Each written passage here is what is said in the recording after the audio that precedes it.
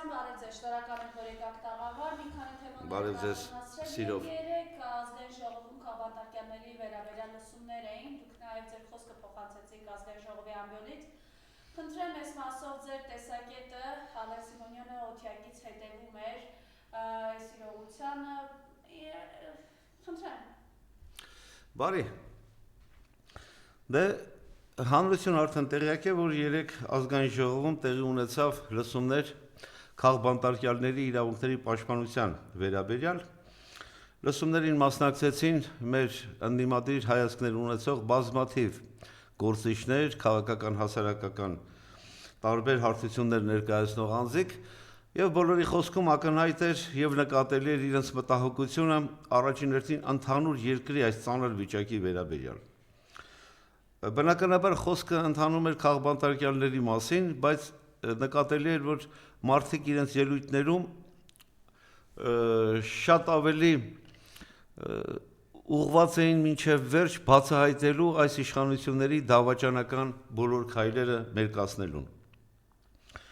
Բազմաթիվ անձիկ իրենց խոսքերում նշեցին քաղբանտարկյալների հետ կապված դեպքերի մասին, նշեցին նաև Նիկոլ Փաշինյանի եւ իր ոհմակի կողմից Հայաստան աշխարհը դեպի ինքնակործանման, Հայաստան աշխարհի պետականության ոչնչացման արդեն կոնկրետ ուղղվածությունների մասին։ Որպես այդպեսին մենք բազմիցս արձանագրել ենք հետևյալը, որ Նիկոլ Փաշինյանը Հայաստանի ներքին քաղաքական գործունեությունը, հատկապես ընդդիմադիրների նկատմամբ, գործում է Ալիևի հետ սինխրոն ձևաչափով։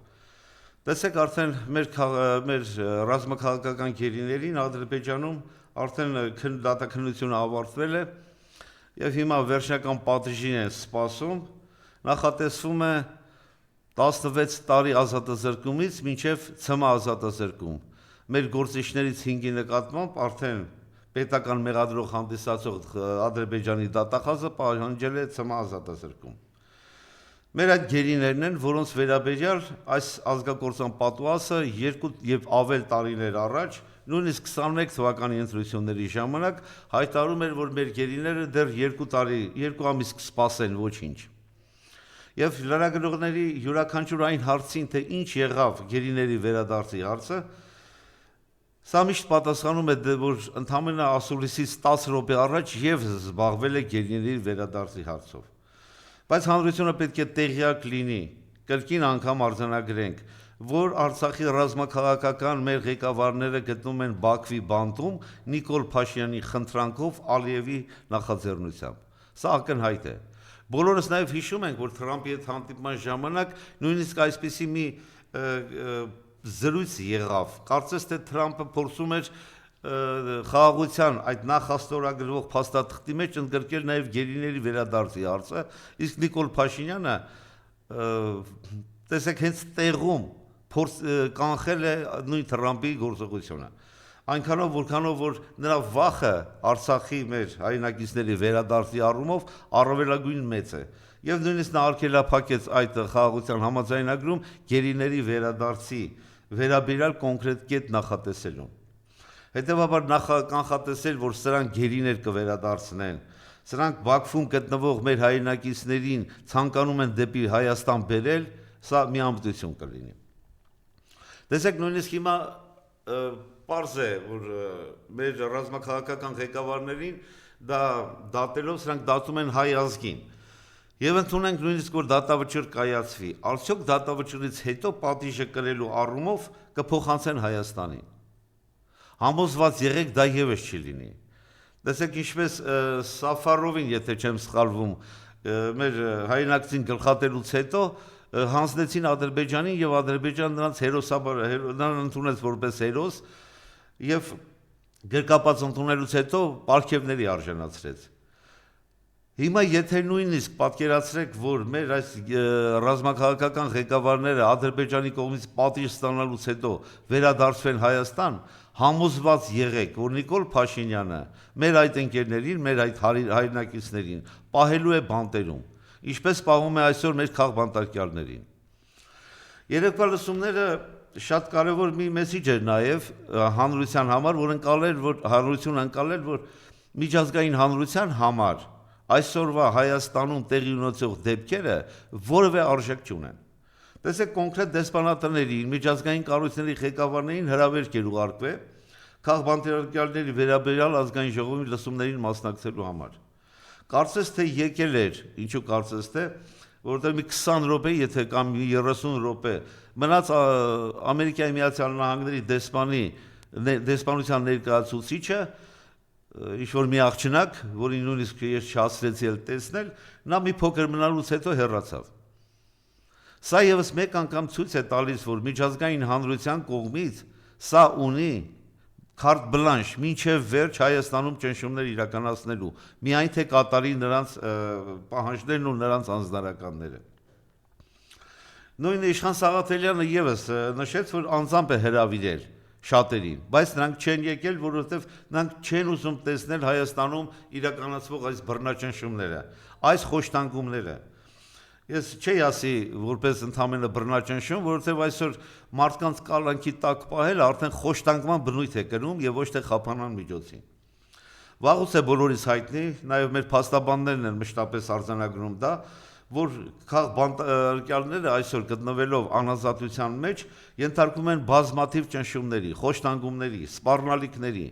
սահմանափակում են մարդկանց ոչ միայն ֆիզիկական ազատությունը, սահմանափակում են նրանց կապը աշխարհի հետ։ Լիդա Մանթաշյանին, որ մինչև այսօր կալանքի տակ են պահում, արդեն ավելի քան 5-6 ամիս այս աղջիկը կալանքի տակ է։ Իշխանական ոհմակը կրկին անգամ թեկուզ եւ ասենք, ինչպիսի վայրահաչոց էր դրել, երբ Ալեն Սիմոնյանի եղբոր կինը գտնվում էր կալանքի տակ։ Այն էլ հաստատապես հիմնավորված կոնկրետ հանցագործության համար։ Եվ ինչ եղավ այդ քրեական գործը, մինչև հիմա որևէ մեկին հայտնի չէ։ Եվ շատերը կարծես թե խուսափում են, ես կանդրադառնամ նաև հետագա լսումներին, խուսափում են մինչև վերջ ասել այն ճշմարտությունը, ինչ կապված է Աննա Մանթաշյանի հետ։ Այօնակ փաստաբանները փորձում են Աննա Մանթաշյանի կալանքի տակ պահելը, ներողություն, Լիդա Մանթաշյանի կալանքի տակ պահելը կապել այն հանգամանքի հետ, որ իբրև թե այսօրվա իշխանությունները կնոջը կալանքի տակ պահելու միջոցով փորձում են բոլորին բացատրել, որ նրանք որևէ կարմիր գիծ չունեն եւ բոլորին կպահեն կալանքի տակ եւ կկալանավորեն։ Բայց իրականությունը գտնվում է այլ տեղում։ Հիշեք այն ակցիաների ժամանակ, որ Լիդիա Մանթաշյանը եւ երիտասարդները մասնակցում էին սրբազան շարժման հետ կապված գործողություններին։ Այդտեղ մի միջադեպ տեղի ունեցավ, որը կապված էր քապական ամենակարկառուն անհայրենիք անսուրբ արարածի Վահագն Ալեքսանյանի մոր հետ։ Հիմա մայրը մահացած է, այդ կնոջը չեն կանդրադառնալ։ Բայց պատկերացրեք այդ միջադեպն է կապված Լիդիա Մանթաշյանին կալանքի պահելու հետ։ Եվ հիմա Կարեն Ֆարխոյանը, որ այս դատավարությունն է վարում, իմ համար շատ զարմանալի է, որ ավելի քան 25-30 տարվա դատավորի փորձ ունեցող փորձառու անձը այսպիսի ողորմելի վիճակում է գտնվում եւ կատարվում է մի ողորմելի անձի հանձնարարություն։ Կատարում է Վահագն Ալեքսանյանի հանձնարարությունը Լիդիա Մանթաշյանին կալանքի տակ պահելով, նրանց զրկելով նույնիսկ հարազատների հետ շփվելու հնարավորությունից։ Եվ այսպես տեսեք, միջազգային կառույցները աչք փակեցին Հայաստանում, աչք են փակում Հայաստանում տեղի ունեցող այս բռնաճնշումներին եւ երեկվա լսումները ցույց տվեց, որ միջազգային կառույցների համար միևնույն է, թե Հայաստանում մարդու իրավունքների եւ ազատությունների հետ կապված ինչ ցինիկ եւ լկտի գործողություններ են իրականացում այսօրվա իշխանությունները։ Արձանագրենք նաեւ մի կարևոր հանգամանք, որ կարծես թե քաղբանտարկյալ ձևակերպումը քաղաքական հետապնդումների շրջանակում իրենից ավելի նեղ շրջանակ է պարունակում։ Իրապես ավելի ծանր վիճակում են գտնվում քաղբանտարկյալները, գտնվելով անազատության մեջ, հատկապես կալանքի տակ։ Բայց բազմաթիվ այդ գործողությունների միջոցով են նաև բռնաճնշումներ իրականացնում քաղաքական ընդդիմադիր հայացքներ ունեցող մեր գործիչների, մեր լրատվամիջոցների նկատմամբ։ Այնտեղ եւս ես արձանագրեցի, որ միայն քրեական հետապնդումներով չէ, որ քաղաքական հետապնդում է իրականացվում։ Նաեւ քաղաքացի իրավական ոլորտում են քաղաքական հետապնդում իրականացվում։ Բազմաթիվ դատավորների, բազմաթիվ դասախոսների, տեսեք համասարանից, Բրյուսովից, մանկավարժականից ինչքանի դասախոսներ հեռացրեցին իրենց քաղաքական հայացքների համար։ Սրանք մարդկանց աշխատանքից են կտրում, տուն պահելու, երեխայի պահելու հետ կապված խնդիրներ են ունենում, բայց մարդիկ իրենց հայացքները չեն փոխում։ Ինչպիսի լուրջ քանակ ունեցանք մենք վարչական առումով հետապնդումների, որը եւս քաղաքական ենթատեքստ էր։ Այս տարիների ընթացքում ոչ թե 100, այլ հազարավոր անձիկ ենթարկվեցին վարչական բերման, վարչական ձերբակալության, վարչական իբրև թե իրավախախտում իրականացնելով վարչական տուգանքների, հազարավոր քաղաքացիների։ Եվ քրեական ոլորտում քաղաքական հետապնդում իրականացնող քանակը հաշվառելիս մենք պետք է հաշվենք նաև, մենք պետք է գնահատենք նաև մյուս ոլորտներում տեղի ունեցող բոլոր այս բռնաճնշումներին, որ այսօր իրականացնում է քաղաքական իշխանություն կոչված անհայրենասեր այս խմբակը։ Շատ կարևոր է մի բան, որ հանրությունը կարծես թե լավ չի տարբերում։ Տեսեք, Ավետիք Չալաբյանը, եթե չեմ սխալվում, բավականին հետաքրքիր տվյալներ հրապարակեց տարբեր երկրների կողմից, տարբեր երկրներում գտնվող կալանավայրերի եւ կալանքի տակ գտնվող անձանց հարաբերակցության մասին։ Հայաստանում այսօր կալանքի տակ ավելի շատ մարդ է գտնվում, քան ազատազրկման վայրերում։ Կալանքի տակ սիրելի հայրենակիցներ գտնվում են անձիկ, որոնց նկատմամբ որպես խափանամիջոց կիրառվել է կալանք։ Կալանքը դա խափանման միջոց է եւ ոչ թե պատժի տեսակ։ Բայց այսօր վարչախումբը մարդկանց ամիսներով, տարիներով պահելով կալանքի տակ, դա արդեն կիրառվում է որպես պատիժ եւ ոչ թե խափանման միջոց։ Միջդատական վարույթում, քննության փուլում կալանքը դա կրկին մնում է խափանման միջոց, անձի նկատմամբ, որի մեղքը դեռևս չի հիմնավորվել եւ չի հաստատվել։ Այսինքն, կալանքի տակ գտնվող անձիկ անմեղ են, քանի դեռ չկա դատարանի օրինական դատավճիռ։ Այսինքն մենք կարող ենք արձանագրել այս անմեղ մարդիկ գտնվում են կալանքի տակ եւ դատարանի դատավճիռ դեռևս չկա եւ ավելի քան 6 ամիս, մի տարի սպասում են կալանքի ազատազրկման դատավճռին։ Ոչ թե ազատազրկման, այլ արդարացի դատավճռին։ Բայց այսօր մարդկանց մեղքը չհիմնավորված վիճակում, չհիմնավորելով դեռևս մարդկանց պահում են կալանքի տակ։ Հետևաբար այսպիսի խայտառակ թվեր, որ կա Հայաստանում, որ ավելի քան 55% ավել է կալանավայրում գտնվող անձանց քանակը, քան ազատազրկման վայրերում գտնվող անձանց քանակը։ Տեսեք, լսումների ժամանակ նաև մեր մի շարք գործընկերներ նկատեցին, որ Ալեն Սիմոնյանը լրագրողներին հատկացված հատվածում երկրորդ հարկից դիտում էր այդ լսումները եւ պատասխանում էր լրագրողների հարցերին։ Եվ կարծիք է հայտնել, որ իբր թե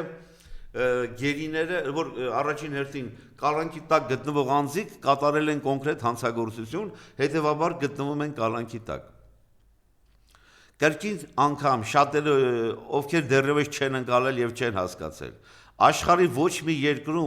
երկրի քրեական օրենսգրքում քաղաքական հոդված ձևակերպում չկա։ Քաղաքական հիմքերը ստեղծում են քրեական փաթեթավորմամբ։ Քրեական կոնկրետ մեղքեր են, հանցանքներ են մեղսագրում, անհիմ են մեղսագրում։ Ինչպես մեղսագրել են կոնկրետ դատավարություն ընթանում այսօր Սամվել Կարապետյանի, Բագրատ Սրբազանի եւ 18 մեր արդարների վերաբերյալ։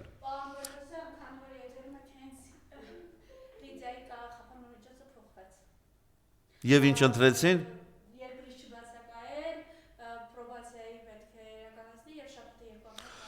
Փառք Աստծո, հուսանք, որ Կարեն Ֆարխոյանը լսել է հանրության պահանջը, ես կասեի ոչ թե խնդրանքը, եւ փոխել է Լիդիա Մանտաշյանի խափանան միջոցը։ Գոնե այս աղջիկը կգնա իր տուն, իր հարազատների գրկում կլինի, բայց 5 ամիս ավել կրկին անգամ արձանագրել կալանքի տակ պահելը, դա ստորության բարձրագույն աստիճան է իրենից ներկայացնում։ Անդրադառնալով կրկին Ալեն Սիմոնյանի հայտարարությանը, որ քրեական հանցանք են գործել։ Տեսեք, արարքի որակման իմաստով կոնկրետ, այսօրվա իրավաբանությունը, որ մարդ լսում է, զարմանում է, սրանք իրավաբան են, թե չգիտեմ ինչ մասնագետ։ Մեր ձևով ձևակերպումը, Միքայել Սրբազանի հայտարարությունը, Մկրտիչ Պրոշյանի, Բագրատ Սրբազանի, այս անձանց գործողություններում հստակ եթե ուսումնասիրում ես, պետք չէ նույնիսկ իրավաբան լինել։ Քրեական օրենսգրքի որևէ հոդվածի հանցակազմ չի պարունակում։ Որպեսզի կարողանան ինչ-որ մեկին մեղսագրել կոնկրետ արարք, դնում են նաև այսպիսի հանցանք են որակում խուլիգանություն։ Տեսեք, խուլիգանության հոդված նաև վերագրեցին Կոչուբաևին Ալեքսեյ, իբրև թե զանգվածային լրատվամիջոցներով հայոյել է։ Լավ երկակի ստանդարտ, Կոչուբաևի նկատմամբ քրեական հետապնդում եք իրականացնում, իբրև թե հայոյել է։ Չգիտեմ հայոյել է թե ոչ։ Եվ դրա նկատմամբ օրը ցերեկով մարդուն տապալում են 10-15 հոգով գետնին, բանուկ մայրուղու վրա, հետապնդում են իրականացնում, կալանավորում են, իսկ նույն Նիկոլ Փաշինյանի լկտի ցինիկ հայոյանքներով լցված եթերի ժամանակ որևէ ձայն չեն անում։ Հիմա սա քրեական հետապնդում է թե ոչ։ Ալեն Սիմոնյանը թքում է քաղաքացու վրա, ձեռքերը նախապես իր անվտանգության աշխատողների կողմից բռնելուց հետո թքում է մեր հայրենակցի երեսին։ Նրա նկատմամբ քրեական վարույթ չի հարուցվում։ Գարիկ Գալեյանը սովորական ջուր է լցնում ինչ-որ մի անբարո սուբյեկտի գլխին, նրա նկատմամբ հարուցում են քրեական վարույթ խուլիգանություն եւ 1 տարի 6 ամիս ազատազրկում են նշանակում։ Սա չի արդարադատությունը։ Եվ Ալեն Սիմոնյանի պես անձիկ ցինիկ կերպով հայտարարում են, թե դրանք քաղաքական հետապնդումներ չեն։ Հանրությունը պետք է որ նկատած լինի, վերջի շրջանում սկսեցին քրեական նոր հոդված արդեն կիրառել, որը վաղուց չէին կիրառում։ Դա սկսեցին կիրառել արդեն Վեհարանի վրա հարձակումից հետո, Միքայել Սրբազանին կալանավորելու փաստի հետ կապված։ Տեսեք, հանրությունը թույլ չէր տալի, որպեսզի նրանք մտնեին Վեհարան եւ ձերբակալեին Միքայել Սրբազանին։ Եվ նոր հոդված հնարեցին եւ ավելի քան 20-30 անձի հետ միացնում, հիմա թվեր արդեն չունենք։ Ես խնդրեի մեր շատ լրագրողներ համակարգեին դրանք, մենք չենք հասցնում դա անել։ Բազմաթիվ անձանց, 2 տասնյակից անձանց ձերբակալեցին, իբրև թե խոչընդոտել են քրեական վարույթ իրականացնող անձի կոնկրետ օրինական գործողություններին։ Այսինքն իբրև թե արգելափակել են, խոչընդոտել են Միքայել Սրբազանի ձերբակալելու որոշման կատարմանը։ Նույն գործողությունը իրականացվեց Գյումրիում։ Վարդան Ղուկասյանին ձերբակալելու, դեռևս ձերբակալում էլ չգիտեին կար թե ոչ։ Մտել էին քաղաքապետարան Գյումրի։ Մարդուն դուրս բերեցին, վազելով տեղափոխում են, քաղաքացիները հավաքվել էին եւ քաղաքացիների ովքեր փորձում էին իրենք էլ տեսնել ինչ է կատարվում, մուտք գործել քաղաքապետարան, հասկանալու իրավիճակը եւ պարզելու վերջին հաշվով օրինական են սրանք գործում թե ոչ, անձանց ավելի քան 43 անձի ձերբակալեցին, որոնցից մեծ մասին թվերը հիմա չեմ տիրապետում, կարծեմ մինչև 20 անձի, այսօր 20 անձ կալանավորված է։ Հետևաբար երեկվա թվականակը, որ մենք դրել էինք 25 անձի, այդ կալանքի տակ գտնվող անձիկ արդեն անցնում են գրեթե 60-ը։ Քրեական հետապնդման ներկա իրավիճակում, ներկա փաստով, եթե հաշվարկենք, ոչ թե նախկինում արդեն 120-ից 130 մարդու մասին է խոսքը, որոնք գտնում են քրեական հետապնդման ներքո, բայց ոչ կալանքի տակ։ Եթե մենք փորձենք ավելի վաղուց հաշվարկել քրեական հետապնդման, քրեական բռնաճնշումների քանի անձ է ենթարկվել դեռևս փրկության շարժման, դիմադրության շարժման, սրբազան շարժման ժամանակներում, դրանք անցնում են 1000 եւ 1500-ը։ Մեր այսօրվա հայրենանվեր փաստաբանները նույնիսկ չեն հասցնում մարդկանց գտնելու։ Մարդկանց առևանգում տանում են տարբեր ոստիկանության բաժիններ, փաստաբանները չեն կարողանում իրենց պաշտպանյալներին գտնել։ Սա է այս երկրի մարդու իրավունքների պաշտպանության կոնկրետ գործողությունները։ Եվ հիմա միջազգային հանրությունից մենք սպասում ենք որևէ գործողություն, որևէ արձագանք։ Նույն Միացյալ Նահանգների դեսպանատունը անցյալ տարվա հունիսի 12-ին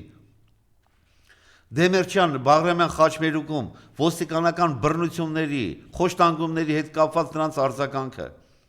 Նրանք հանրությանը, հասարակությանը կոչ էին անում զսպված լինել։ Այն դեպքում, երբ ոստիկանները հարձակվեցին մեր քաղաքացիների վրա, կիրառեցին արգելվող կոնկրետ միջոցներ, եւ այդ դրանց արձագանքը, ազգային ժողովում Նիկոլ Փաշինյանն էր արդարացնում ոստիկանների գործողությունը, Ամերիկայի դեսպանն էր արդարացնում ոստիկանների գործողությունները։ Հետևաբար մենք այսօր պետք է պատկերացնենք, որ մենք միայնակ ենք գտնվում մեր Հայաստան աշխարհը փրկելու գործում։ Մենք չպետք է սպասենք միջազգային այդ եվրոպական հատկապես հանրությանը։ Չպետք է հույս դնենք, որ նրանք կարձագանքեն։ Նրանք Նիկոլ Փաշինյանի կոնկրետ կուրատորներն են, որը իրականացվում է Թուրքիայի եւ Ադրբեջանի կողմից։ Եվ հույս կազմել, որ նրանք կարձագանքեն Նիկոլ Փաշինյանի այս անօրինական գործողություններին, իհարկե միամտություն է։ Տեսեք, այսօր այլ հարցեր եւս շատ են կարևորվում մեր հանրության մեջ։ Սրանք նախքին ներկա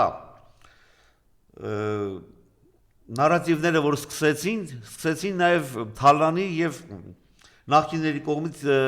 Թալանի, նախկինների կողմից այլ հանցագործությունների կատարման։ Հիմա տեսնենք, թե ինչպիսի հանցագործություններ են իրականացվում, ինչպիսի Թալանի գործողություններ են իրականացվում այսօրվա սուբյեկտների կողմից։ Կոնկրետ իրենց կողմից նշանակված անձիկ արդեն կալանքի տակ են կաշառքի գործերով։ Մանկավարժական ինստիտուտից գրեթե 1 տասնյակ անձի, 8 թե 9 անձի, կալանքի ձերբակալեցին, այդ թվում նաև ռեկտորին, պրոռեկտորին, կաշառքի հետ կապված գործով։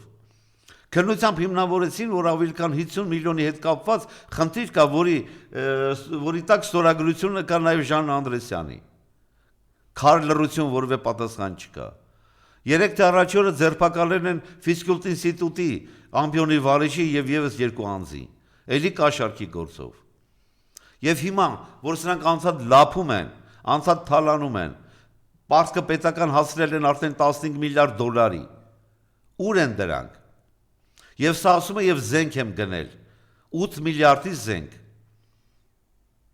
Լրատվամիջոցները հրապարակեցին բացարձակներում կապված զենքի գնումների հետ, որոնք նաև հսկողության են միջազգային կառույցների կողմից։ Եվ ցույց տվեցին, որ 1.5 միլիարդի շրջանակի գումարներ են ծախսվել։ Բա մնացածը ինչ եղավ։ 7 միլիարդը։ Եվ հիմա նորից ասում են նախկիններ։ Սրանք ավելի ակտիվ, ավելի կարելի ասել նոր տեխնոլոգիաներ օգտագործելու միջոցով են թալանում ամեն ինչ։ Եվ հետևաբար այս թալանը սրանք շարունակելու են, երկիրը վաճառելը սրանք շարունակելու են։ Նիկոլ Փաշինյանը արդեն բազմիցս կրկնում է, եւ նույն Ալեն Սիմոնյանը կրկնում են անկլավների մասին խնդիրները։ Սիրելի հայրենակիցներ, այն ժամանակ, երբ սրանք մի հարց բարձրացնում են, դա նախապես Ալիևի հետ պլանավորված է, եւ այդ պլանավորված շրջանակում գնալու են առաջ։ Արդեն մոտենում է նոր ընտրությունները։ Ալիևը շտապում է այս հարցի առումով, եւ Սյունիքի Միջանցքի առումով է շտապում, եւ անկլավներ կոչված տարածքները զավթելու առումով է շտապում։ Դրա համար Նիկոլ Փաշինյանն արդեն սկսել է այս գործողությունները։ Նորից քարոզարշավ է իրականացնում, փորձելով էլի մնալ այս իշխանության։ Համալիրում 7000 ավելի հանրային ծառայողների, որ հավաքել էր։ Նորից իր ստոր մեկնաբանություններն է իրականացում սահմանադրությունը փոխելու եւ 4-րդ հանրապետություն ստեղծելու։ 4-րդ հանրապետությունը Հայաստանի կործանման մասին է խոսքը։ 4-րդ հանրապետությունով ինքը ոչնչացնում է հայոց ինքնությունը, հայոց պատմությունը, հայի հիշողությունը։ Եվ նա կարծում է, որ այդ 7000 հանրային ծառայողները, որ ստիպողաբար ավտոբուսներում բերել էին, վաղ իրեն են ընտրելու։ Համոզված եղեք, նրանք եւս զզված են։ Հələ ոստիկանության առանձին աշխատակիցների հետ խոսեք, հանրային ծառայողների միջին խմբի աշխատակիցների հետ խոսեք։ Նրանք մինչև վերջ զզված են սրանց, իրենց ղեկավարներից եւ այսօրվա իշխանությունից։ Եվ հիմա հանրային դաշտում դուրս են գալի նոր կուսակցություններ, նոր կազմակերպություններ, որոնք արդեն իսկ հայտ են ներկայացնում ընտրություններին մասնակցելու եւ ընտրություններում հաղթանակ տանելու տեսանկյունից։ Շատերի համար դաշտ չեղավ վաղարշաբաթի ընտրությունները։ ովքեր իրենք իսկ համոզված են, որ ընտրություններում չեն անցնելու նույնիսկ անցողի քշեմը, ես գիտեմ, որ իրենք լավ են հասկանում դա, որ չեն անցնելու։ Եթե մասնակցում են ընտրություններին, ապագայում եթե կմասնակցեն, դա Նիկոլ Փաշինյանի կողմից դրված սուբյեկտներ ես կհամարեմ։ Որտեվ տեսեք նույն վաղարշապատում 50+1 չշահեց, բայց փոշիացված ձայներով անցավ 57%։ Դուք կրկին անգամ, ինչպես եւ 21 թվականին, ինչպես վաղարշապատում տեղի ունեցած ընտրություններին, եթե հանկարծ փորձեք մասնակցել, գիտակցելով, որ անցողի քշեմը չեք հաղթահարելու, դուք Նիկոլ Փաշինյանին ձայն եք տալու։ Ինձ այսօր անհանգստացնում է արդեն 1 տասնյակից ավել նկատելի է, որ քաղաքական դաշտում հայտ ներկայացող կուսակցություններ կան։ Երեք, եթե չեմ սխալվում, նաև հրավիրված էր մարդու իրավունքների նախկին պաշտպան Թաթոյանը Արման։ Եվ զարմանալիորեն նա չմասնակցեց։ Չմասնակցելով հանդերձ, նա մամուլի ասիրուսով հանդես եկավ եւ կարծես թե նույն պահանջն էր ներկայացնում ինչ որ գործող իշխանությունը, որ նախկին նախագահները չպետք է մասնակցեն։ Բնականաբար Նիկոլ Փաշինյանը ազգային ժողովի ամբիոնից հայտնեց, որ այս նախկին նախագահների կողմից, ասենք, սատարվող ուժերը կամ իրենց դեմքով հանդես եկող նախագահները պետք է տեղ չունենան ազգային ժողովում։ Եվ հիմա ինչի համար է Արման Թաթոյանը նման մոտեցում ցույց տալիս։ Ես դեռևս չեմ փորձում ավելի խիստ գնահատական տալ այս հարցին, որտեղ ես լավ եմ ճանաչում, բավականին երկար ժամանակ մենք շփումներ ենք ունեցել։ Գուցե եւ ազնվության ինչ-որ տեսակ կա, գուցե միամտության, չգիտեմ իր թիմի անդամներն ովքեր են, ում հետ է քայլելու, բայց մի բան էլ է փաստ, ավելի քան 5 տարի, որ հանրության մեջ դեռևս խոսվում է, որ Արման Թաթոյանը կարող է քաղաքական հայտ ներկայացնել։ Չներկայացվեց եւ հիմա է ներկայացնում։ Գուցե այդ մեկնաբանությունները ինքը կանի, ես հիմա չեմ փորձի ավելի կոնկրետ մեկնաբանել նրա այդ գործողություններին։ Ես նաև ուզեմ այս աղետներին վերջի շրջանում ուղղակի մարզերում անդամները այրվում են, սա Այո, լավ ինձ հիշեցրեցիք։ Աղետ է, սրան զուգահեռ Երևանում օդը ուղղակի մահացու է, այո մահացու, սա քասկեղածին տարերով օդ է, եւ այս ամենը այս իշխանության եւ ապիկարության հետ է։ Բնականաբար իրենց է, տեսեք, հրդեհները արդեն մի քանի օր է Տաուշի, Գեղարքունիքի մարզերում շարունակվում է։ Հրդեհը չեն կարողանում նույնիսկ կարելի ասել սահմանափակել նրա տարածումը, դա ցույց է տալիս այս իշխանությունների ապիկար, անփորձ, կազմակերպ գործողությունները։ Տեսեք նաև կարծիք կա, որ այս հրդեհները ոչ թե պատահարի հետևանք են, պատահականության, այլ կարծես թե անձի միջամտություն է նկատվում։ Ես այս ոլորտի մասնագետ չեմ, բայց կարծում եմ, եթե հրդեհը տարբեր օջախներ ունի, եւ այսօր այնպիսի եղանակ չէ, որ արևային ազդեցության հետևանքով հրդեհներ բռնկվեն, գուցեև իրոք կոնկրետ անձանց խնդիրներ են, գուցեև իրոք Ադրբեջանից ուղղորդված Ադրբեջանից սկսած են, բայց իշխանության կողմից որևէ հստակ պատասխան մինչև այսօր չկա։ Լրագրողները փորձում են հասկանալ վերջին հաշվով հրդեհի պատճառն ինչ է, հարցնում են ընդհանրապես տարածքի բնակիչներին, ճամբարակի համայնքի ղեկավարին, որոնք բնականաբար որևէ հստակ տեղեկություն չունեն։ Օդի աղտոտվածությունը այդ հատվածում խայտարակ վիճակում է գտնվում։ Կարծում եմ ժողովրդի աջակցությունը մեր արտակարգ իրավիճակների նախարարության տղաների անձնավեր աշխատանքի արդյունքում համոզված եմ կկասեցվի հրդեհը։ Եվ ցավում եւ իմ ցավակցությունն եմ հայտնում, երեք նաեւ վթարի հետևանքով արտակարգ իրավիճակների նախարարության ծառայող է զոհվել եւ 3 անձ վիրավորվել են, որոնց ցանկանում եմ նաեւ շուտապուտ ապաքինում։ Բայց Երևանի աղտոտվածության մասին արդեն ակնհայտ է բազմաթիվ անգամ խոսվել է։ Սովետաշանի հատվածում աղբավայրի հրկիզում էր, թե ինքնահրկիզվում էր, տեղի ունեցել, չգիտեմ։ Բայց ինչպիսի վիճակ էր,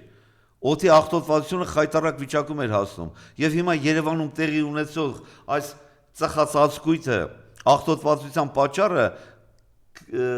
քաղաքապետ կոչված Արարածը ասում է, որ անձիկ տերևներ են այրում, դրա համար էլ Երևանում այսպիսի աղտոտվածություն է։